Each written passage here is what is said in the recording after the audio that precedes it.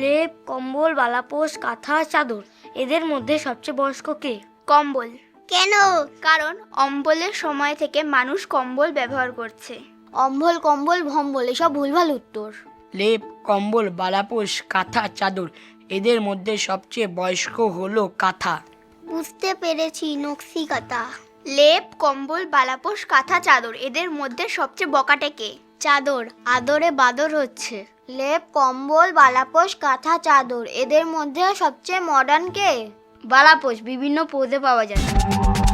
লেপ, কম্বল, বালাপোষ, কাঁথা, চাদর, এদের মধ্যে সবচেয়ে বেশি খায় কে? লেপ।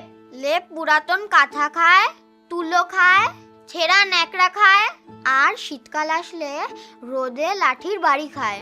দুঃসময় ওনাদের জীবন অর্ধেকটা খেয়ে নিয়েছে। এই শীতে একজনের ব্ল্যাঙ্কেটের দায়িত্ব নেবেন কি?